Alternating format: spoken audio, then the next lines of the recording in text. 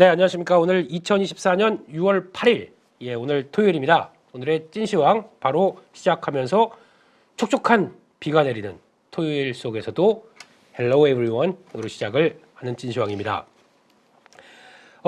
일단 6월 초가 다이나믹합니다. 어느 정도 시장에서 어떤 매물 좀 소화하고, 그리고 또 외국인들 매도 좀 어느 정도 좀 워워워 하고 시장이 반등을 일으키려고 노력을 했지만 만만치 않네요. 또 개인적으로는 이번에 고용지표 좀 잘 나와서 한번 좀 또 시장의 반등을 일으키는, 그리고 또 금리 인하에 대한 기대감을 좀 가져오면서 뭔가 이렇게 나올 걸로 생각했는데 역시나 잘 틀립니다. 죄송합니다. 네, 일단 예상은 빗나갔고, 생각보다 어떤 비농업자 신규 신규 고용자 수가 훨씬 더 많이 늘어나다 보니까 시장의 반응이 좀 완전히 실망스러운 쪽으로 나왔다라고 봐야 될 것 같습니다. 그런 쪽에서 또 신흥국 입장 쪽에서는 약간 또 걱정이 될 수밖에 없겠죠. 금리가 급등하니까요. 하나씩 내용들을 살펴보도록 하겠습니다. 일단 미국 시장 끝난 내용들을 보니까 거기서 나왔던 변화가 그래요. 다 아시는 것처럼 고용지표가 발표되고 그 다음부터 빠른 변화가 들어왔었는데, 일단 비농업자 비농업 부분의 고용이 27만 2천 건 증가한 걸로 발표됐습니다. 한 19만 명 정도. 그래서 제가 기준으로 삼는 게 20만입니다. 한 20만 정도에서 계속 밑으로 내려오기 시작하면서 변화가 나오기 시작하게 되면 일단 어느 정도 고용에 대한 뜨거웠던 고용이 안정되지 않을까라고 바라봤던 숫자인데 또 그를 훨씬 넘어갔네요. 그러면 이것도 또 좀 역시 뜨거운 고용이구나라고 볼 수 있는데, 그 흐름들 쪽에서 지난번에 ADP나 또 졸츠 보고서와는 또 다르게 이쪽 많이 고용이 식은 모습들을 보여줬거든요. 그래서 기대를 하겠다라는 쪽이었는데 또 전혀 다른 변화가 나오네요.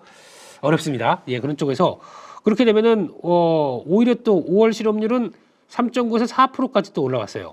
그러면 고용이 오히려 더 좋아졌는데 실업률은 오히려 좀 더 올라간다? 이것도 이상하지 않습니까? 그래서 뭔가 좀 약간 엇박자가 나는 느낌도 드는데, 그렇다고 하더라도 세긴 세구나라는 것들을 어떻게 더 얘기를 못할 것 같습니다. 그런 쪽에서 지금 흐름은 그러면 기대가 많이 됐었던 금리가 이제 조만간 유럽도 했고 거기다가 이제 캐나다도 하고 그러면서 각국이 이제 금리가 인하되는 배경을 봤을 때는 드디어 미국도 갈 거야 라고 했던 부분들이 약간 또 고용보고서를 통해서 깨지는 상황들이죠. 이게 어떤 식으로 나오는지가 이제 가장 큰 관건인데, 일단 지금 그러다 보니까 대부분의 JP모건, 시티 모두 다 금리 인하 시기 전망을 좀 약간 수정시켰죠. 그런 부분들 거기다가 금리 팍 뛰고 이게 좀 가장 부담스럽다고 봐야 될 것 같습니다. 그래서 세부 내용을 잠깐 보게 되면은 왜 이런 변화가 나왔을까라고 봤었더니, 일단 고용에서 좀 특이한 흐름들이 확인이 된 것 중에 하나가 그거라고 봐야 될 것 같습니다. 즉 일단 비농업 일자리가 컨센서스 상회하다 보니까 금리 급등했습니다. 조금 이따 보셔서 아시겠지만 4.4대까지 10년물 국채금리 팍 뛰었죠. 거기다가 요게 좀 큰 것 같아요. 기업 쪽에서 나오는 거와 가구 대상에서 나오는 거에 괴리가 좀 크게 나왔습니다. 그러다 보니까 오히려 기업 쪽에서 대상으로 나오는 부분들이 오히려 생각보다 그렇게 더 낮았다라는 쪽으로 봐야 될 것 같고요. 그러면 이쪽은 빠지고 이쪽은 좀 더 좋고, 그러면 어차피 소비 심리와 관련된 쪽이다. 그러면 일단 가구 쪽에서 그 고용 괜찮아요 라고 했던 것들이 조금 더 낫지 않나라는 생각은 드는데, 아무튼 이런 게 괴리가 좀 컸고, 거기다가 풀타임 파트타임 풀타임 고용이 이게 1000건이니까 1000만 60만 건 이상으로 감소를 해버렸네요. 그러니까 작년 12월 달 이후 가장 큰 폭으로 감소했다. 이런 거는 내용들이 나쁘지 않거든요. 그래서 아마 이런 것도 슬슬 AI가 다가오기 시작하면서 이제 앞으로 이 변화는 상당히 좀 커질 걸로 생각합니다. AI가 다가오기 시작하게 되면 산업에 대한 생산성을 확 하고 끌어올리다 보니까 그러면은 고용이 많이 이제 사람 필요 없어 나오겠죠. 근데 여기서부터 이제 연준의 어떤 고민도 여기서 시작될 겁니다.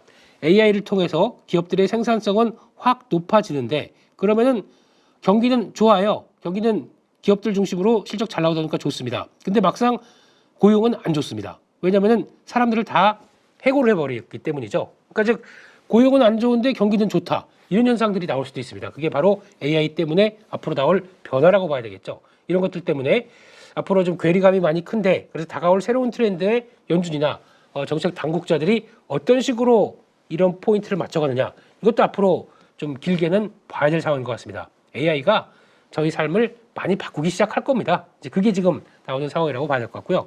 게다가 보게 되면 정부 고용이 4월 달에 7천 명 고용해서 5월 달에 4만 3천 건으로 거의 급증했습니다. 이게 몇 배입니까? 7에 49 거의 6배, 7배 정도까지 급증하다 보니까 여기서 비농업자 신규 고용 건수를 이렇게 끌어올렸던 하나의 변화가 아니냐 이렇게 해석을 하고 있습니다. 그래서 세부적으로 한번 보게 되면요. 섹터별 수치를 봤었을 때 이런 게 나오기 시작하네요. 4월 달이 요 가로된 쪽이고 그 지금 이번에 발표된 게 그냥 앞에 숫자라고 하게 되면 가장 많이 늘었던 것 중에 하나가 말씀드렸던 정부 쪽에 공공 쪽에 대해서 많이 늘었고 그밖에 교육 의료 쪽은 또 오히려 줄었네요. 그런 쪽에서 전문 사업 서비스 이런 쪽들이 오히려 확 늘었던 모습들이고 마이너스에서 플러스까지 전환되기 시작했네요. 그런 쪽에서 건설도 거의 없던 쪽에서 이제 약간 건설도 비수기에서 성수기로 들어오다 보니까 이런 쪽으로 변화가 나왔고 게다가 금융 쪽도 사람을 더 뽑네요. 그래서 여기저기 해고 얘기가 IB 쪽에 글로벌 IB 쪽에서도 많이 나왔다고 하더라도 오히려 조금 더 늘었고 결론적으로는 가장 많이 탄력적으로 는 쪽은 이쪽이죠. 정부 쪽 이쪽이 늘다 보니까 이게 수치상으로 가장 크게 끌어올렸다. 근데 이 부분은 또 어떻게 될지 모르는 게 또 이제 또 나중에 또 올해 말 내년쯤 가게 되면 또 정부 예산안 관련된 쪽에서 또 뭐 셧다운이 어쩌고 저쩌고 하면서 또 이 예산안 통과 관련된 얘기 쪽에서 또 정부 쪽은 또 줄었다 늘었다 할 수가 있겠죠. 근데 이게 선거가 다가오면서 나오는 또 하나의 현상이라도 볼 수 있을 것 같습니다. 그러면 만약에 요거를 뺀다라고 하더라도 솔직히 27만 건이지 않습니까? 그럼 예상했던 것보다 한 4만 정도 빠지면 한 21만 대, 2만 대 정도쯤 될 것 같아요. 그렇게 나오는 변화면 일단 정부 고용만 뺀다라고 했었을 때는 거의 20만 건 근처에서 크게 변화가 없다라고 하게 되면 좀 애써 위안을 삼을 수도 있었는데 미국 증시는 그렇게 반응을 안 했네요. 그게 아니라 수치 자체가 이렇게 나오는데 뭘 무슨 고용에 대해서 얘기를 하겠느냐 이런 쪽으로 나오는데 그게 어디서 나왔냐면은 보시는 것처럼 일단 10년 만기 채권들이 급등하게 되는 이런 모습들이 나옵니다. 근데 제가 이번에 고용지표 쪽에서 요즘 가장 많이 신경 쓰고 있는 것 중에 하나는 저는 요겁니다.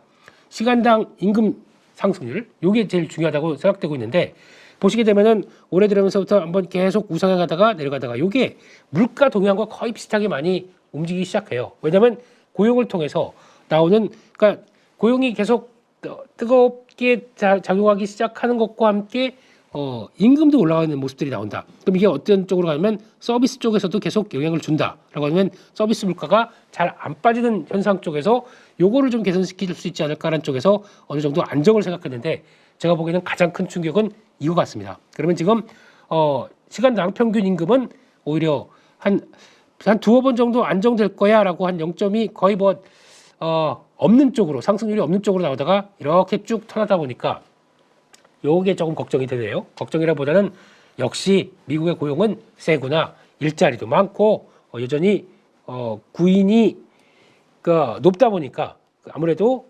임금은 계속 강하구나라는 쪽들이 생각이 듭니다. 그래서 시장의 반응은 이제 두 가지로 봐야 될 것 같은데요. 첫 번째는 금리와 그리고 또 어떤 달러의 움직임을 봤을 때는 일단 10년물 채권 금리가 여기 이탈하기 시작하면서 제가 이걸 되게 중요하게 생각하거든요. 4.3대가 이탈하기 시작하면서 정확하게 4.35입니다. 이탈하기 시작하면서 아이고 오히려 이제 외국인들 좀 걱정 덜하고 좀 변화가 나올 수 있지 않을까라고 했던 것들이 지금 바로 턴하기 시작하면서 와우 그냥 한 번에 쫙 들어옵니다.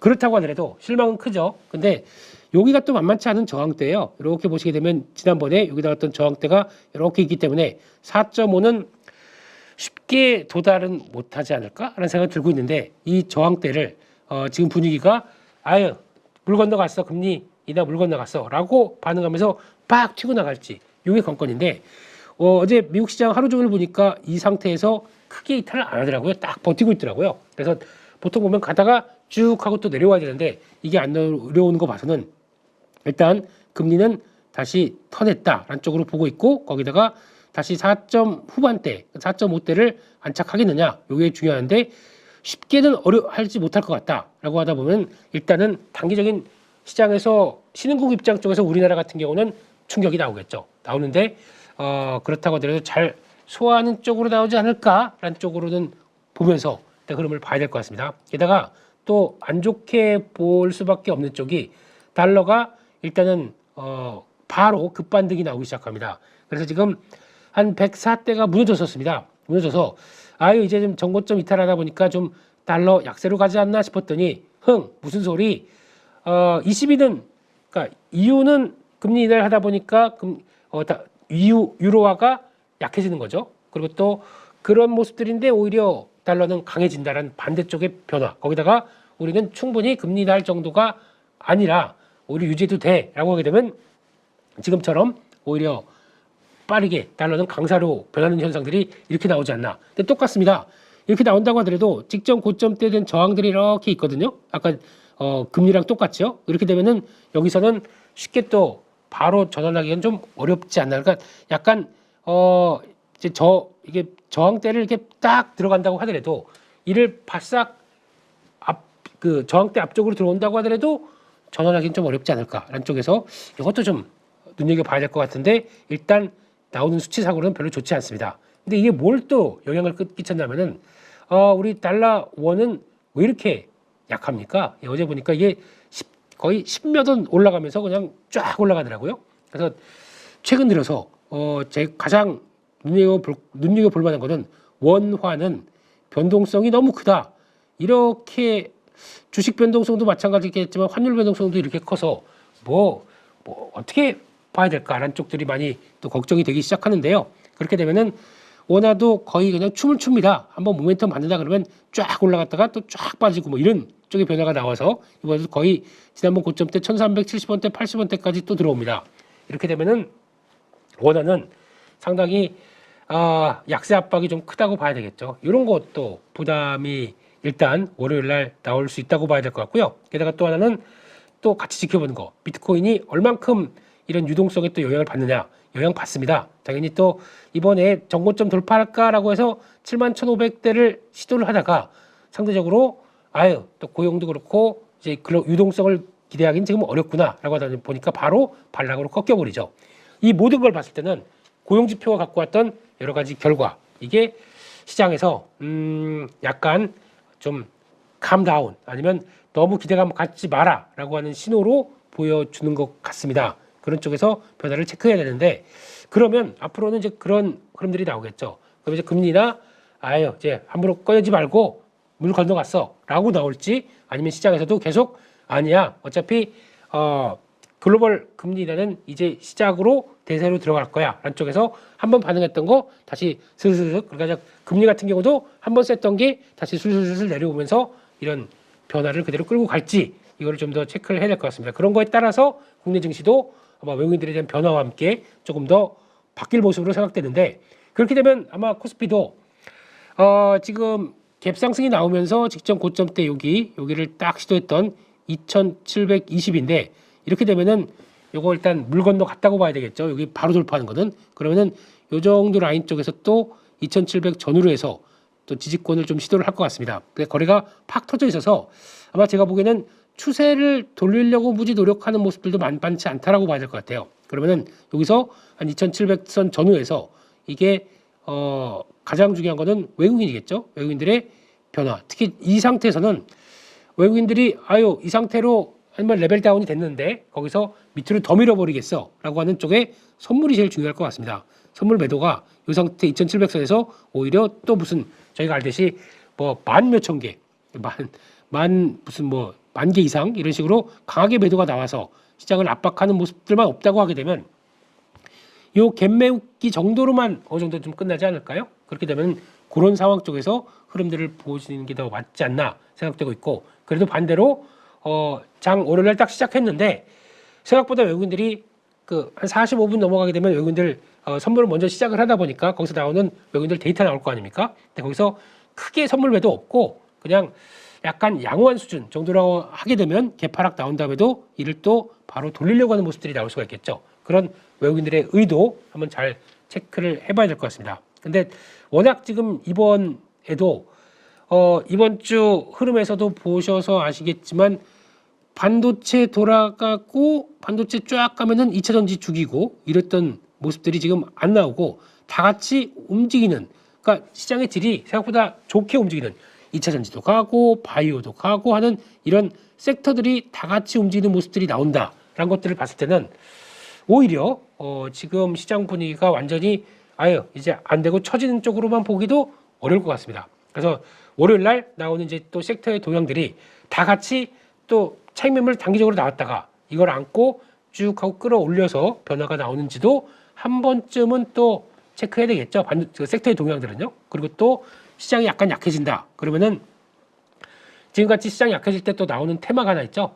또 뭐 가스, 석유 관련된 쪽들 이쪽 강하게 움직였다가 또 반도체 또 시가총액 상위 종목들의 종목 움직임이 더 강하게 움직이게 되면 이거는 또 차익 매물 받았죠. 근데 이게 또 살아나서 막 살살살 움직일지 이것도 한번 체크해야 되겠죠. 따라서 일단 이번 주에 어떤 시장의 흐름들에서 어떤 섹터가 좀 강했고 어떤 섹터에서 움직임이 나왔는지 한번 투자 아이디어 한번 찾아보면서 시장 흐름들을 맞춰보게 되면요. 일단 시장은 그래도 그나마 이번 주도 나쁘지 않았습니다. 그래서 이번 주 동안 강했던 섹터를 딱 본다라고 하게 되면 일단 뭐 다 아시는 것처럼 남북 가스관 사업이 가스 관련주 그리고 강관업체 이런 쪽들이 가장 또 상단에 올라와 있네요. 그래서 이쪽이 시장을 주도했다라는 쪽이고 거기서 좀 특이한 변화는 처음에는 무차별적으로 다 올라갔잖아요. 뭐 비슷한 테마라고 하면 다 갔다가 시장이 보니까 아니야 그래도 이제 만약에 진짜 시추를 하고 거기서 이제 가스나 석유가 있다고 생각하게 되면 거기서 이제 들어갈 공법도 이제 막 나왔지 않습니까? 그때 뭐야 CRD 뭐 이러면서 뭐 공법이 RCD네요. 뭐 리버스 서큘레이션 드릴 뭐 이러면서 막 참 저희가 주식하려면 지질학자도 돼야 돼요. 그리고 또 어렵습니다. 예, 이과가 훨씬 낫겠다는 생각이 들고 있는데 예, 주식하는 친구들한테 너 이과니 물어보고 해야 될 것 같은데 하여튼간 어렵습니다. 이런 쪽으로 봤었을 때 거기서 이제 수혜를 볼 만한 쪽들 이게 먼저 또 움직이기 시작하네요. 그렇게 되면은 아무래도 나오는 뭐 강관 쪽이라든가 거기다 뭐 피팅 밸브 이런 쪽들이 먼저 그래도 자리를 잡고 움직이는 거 이거는 그래도 시장이 같은 테마를 본다고 하더라도 좀 현실적으로 보고 있다. 그러면은 나쁘지 않은 걸로 봐야 될 것 같습니다. 그런데 지금의 가장 강했던 종목을 딱 이걸 뭐 그렇다고 해서 제가 뭐라고 말씀드린 건 아니지만 강했던 종목을 보면서 어떤 흐름을 보게 되면 그게 동양철관이었어요. 네. 근데 상한가, 점 상한가, 그 다음 또 상한가 가다 보니까 당연히 그 지오에이트 사장님, 네, 이분이 얘기가 나오고 당연히 이제 출렁이긴 하겠죠. 근데 이게 끝났겠느냐라고 하게 되면 급하게 올라서 거기서 나오는 차익 매물일 정도가 있을 것 같고 그런 상황 쪽에서 매매는 해보니까 빠지지 않았다라고 생각은 들고 있습니다. 이거 한번 잠깐 볼까요?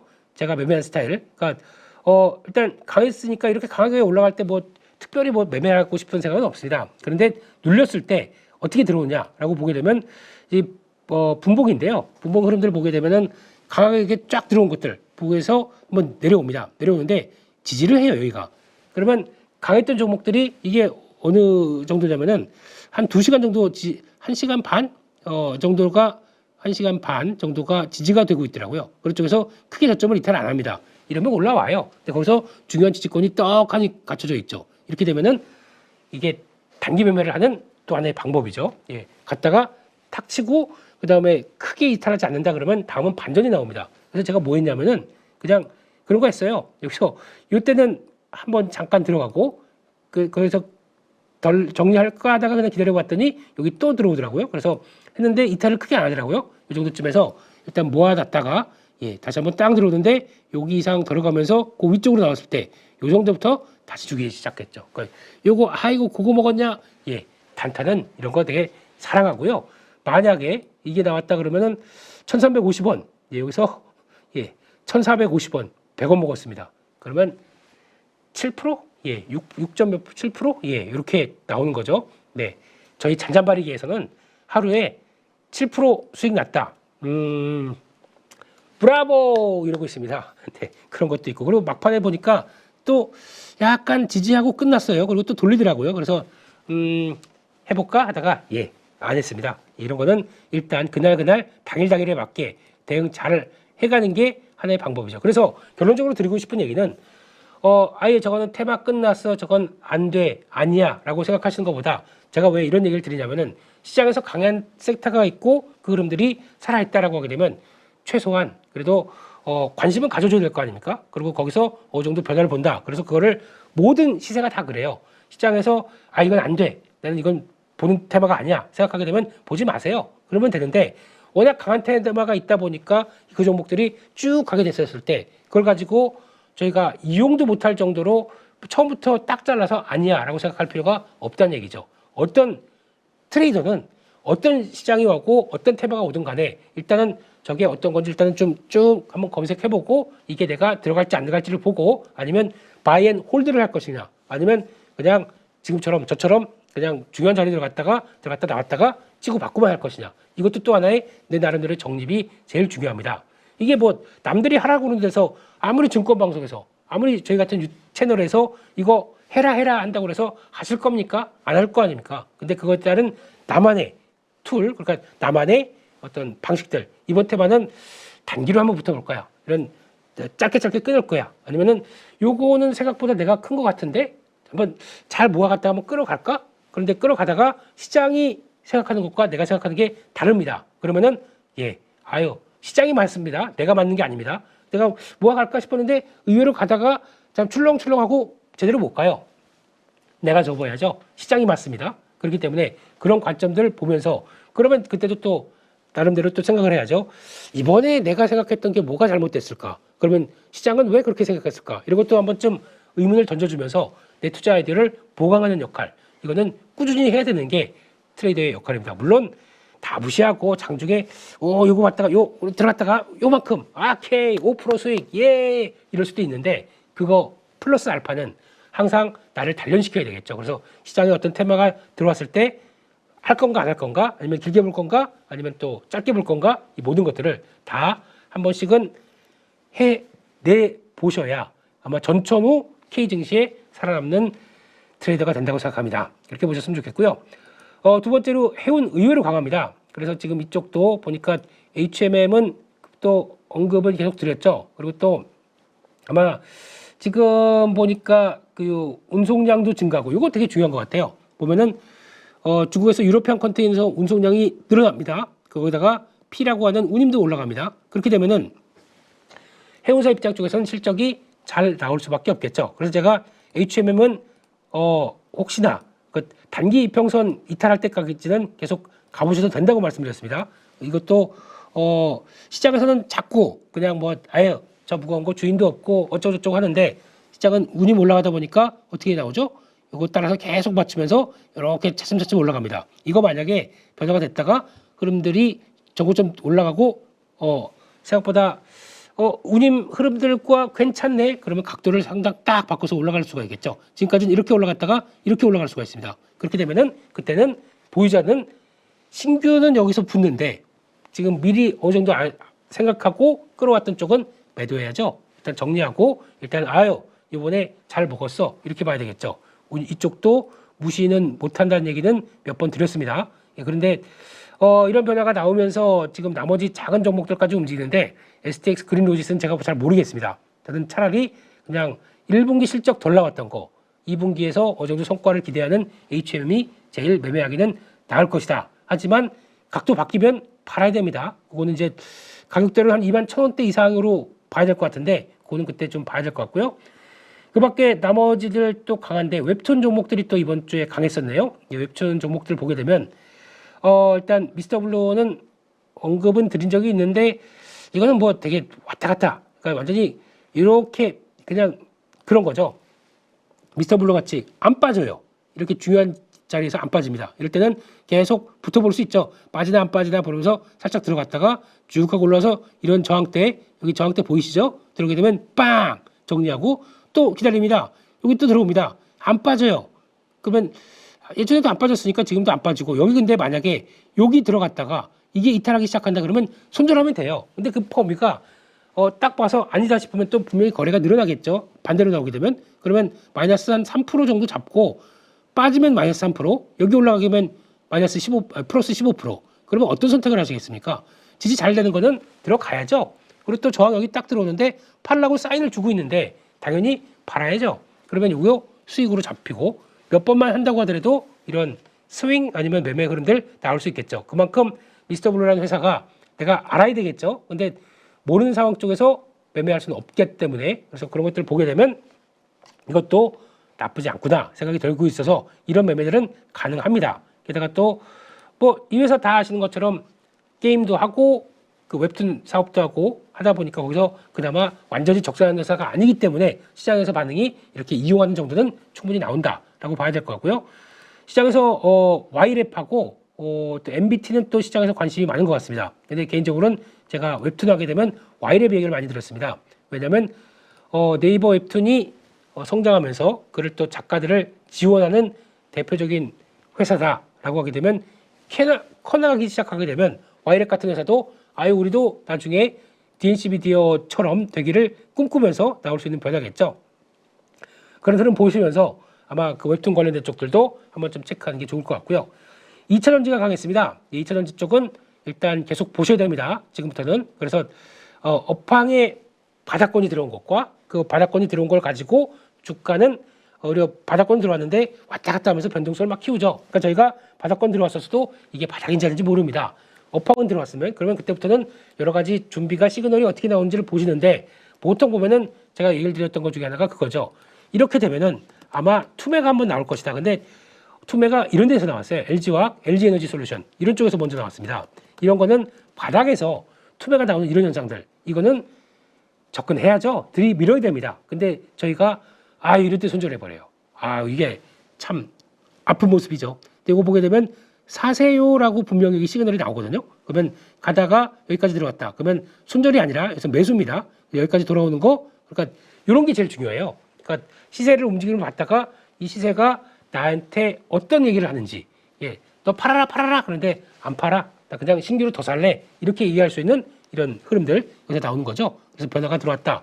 이때 여기서부터 이제 공방이 펼쳐질 겁니다. 그런 자리 쪽에서 어떤 변화가 나가는지 37만 원, 37만 5천 원대 이 정도에서 아마 어떤 변화가 나올지 이거 한번 또 체크해야 될 것 같은데 금리가 올라가 버렸죠. 그러다 보니까 일단 개파락이 나올 겁니다. 성장주 개념 쪽의 종목들 금리를 바라보고 움직였던 또 바이오라든가 2차전지 쪽은 아무래도 좀 일단 개파락이 나와서 그걸 어떻게 소화하느냐에 따라서 좀 바뀔 겁니다. 그거 한번 또 체크하시고 그래도 여전히 업황들 턴 흐름들이 나오고 있는 상황이라고 하게 되면 2차전지 쪽은 계속 또 보시는 게 맞을 것 같고요. 근데 지금 종목들이 좀 바뀔 거예요. 예전에 주도했던 섹터가 이 섹터가 예전에 에코프로 그룹이 주도했다. 그러면은 이게 아닐 수가 있습니다. 다른 쪽이 움직일 수 있습니다. 그래서 제가 지난번에 수출 동향 말씀드리면서 수출에서 의미 있게 변화가 나오는 것 중에 하나가 전자 소재 쪽에서 테이프 쪽인데 이게 테이펙스가 의외로 잘 나오고 있습니다. 말씀드렸고 그중에서 뭐 TCC들도 괜찮습니다. 이런 얘기 드렸었죠. 이런 것들이 바로 시장에서 어떤 변화가 나오냐면 대한민국 수출 데이터가 많은 역할을 합니다. 테이펙스 그래서 어떻게 됐나요? 거의 시작하고 쫙쫙쫙 올라가기 시작하죠. 거기다가 TCC 스틸은 그쪽도 잘 나오는데 철강 쪽에 대한 변화가 생각보다 그렇게 크지 못하다 보니까 올라오는데 속도는 그렇게 빠르진 않네요. 그래서 이런 것들이라든가 그리고 2차전지 쪽에서 또 나오는 변화를 본다라고 하게 되면은 또 오랜만에 뭐 레이크 모터리얼즈 이것도 저점에서 찍고 돌아오긴 하네요. 그리고 또 저는 개인적으로 일로 가죠. 대주전자 재료. 큰 주전자 재료 계속 고. 근데 밀리면 또 자리 찾아서 가보자. 근데 이번에도 똑같이 그것도 있겠네요. 솔브레인 홀딩스 이것도 지금 아마 지금 이번에는 ESS 쪽과 같이 연결시키면서 움직이는 변화. 솔브레인 홀딩스는 단기적으로 쫓아가시면 안 되겠네요. 지금 좀 저항이 위쪽에서 펼쳐지고 있습니다. 다시 눌림목 봐야 될 것 같습니다. 그런 쪽에서 전해질도 LFP 쪽으로 가게 되면 50%더 쓴다. 그러다 보니까 이걸 가지고 투자의 아이디어 만들게 되면은 ESS 쪽에 성과를 낸다. 이렇게 바라봐야 되겠죠. 네, 거기까지 해서 2차전지까지 좀 간단하게 종목들 흐름들을 봤었습니다. 네, 그래서 2차전지는 일단 종목별로 섹터별로 다른 것들은 계속 체크하는 게 맞겠다라고 봐야 될 것 같고요. 죄송합니다. 가뜩이나 목소리도 안 좋은데 코까지 막히고 지금 웬 여름에 감기가 다 걸려서 좀 고생하고 있다 보니까 목소리도 저질, 네, 그리고 또 눈빛도 저질, 죄송합니다. 이런 때 꼭 에어컨 바람 때문에 고생하지 마시고 그리고 또 건강 관리 잘 하셨으면 좋겠고요. 시장이 또 생각했던 것보다 조금 부정적으로 나오다 보니까 고민이 좀 생기겠죠. 그럼에도 불구하고 아직 외국인들의 변화 그리고 또 섹터 흐름들의 변화 크게 영향 안 받는다. 그러면 시장이 자리 잡고 또 다시 턴에서 움직일 겁니다. 이런 것들 한번 보시면서 시장의 탄력들 보시면서 저희는 다음 주 또 화이팅을 기원하면서 아무리 힘들게 해봐라 내가 시장에 말리나 보자라고 하는 마음으로 화이팅 하시면서 다음 주를 보내셨으면 좋겠습니다. 저는 다음 주에 또 찾아뵙도록 하겠습니다. 감사합니다.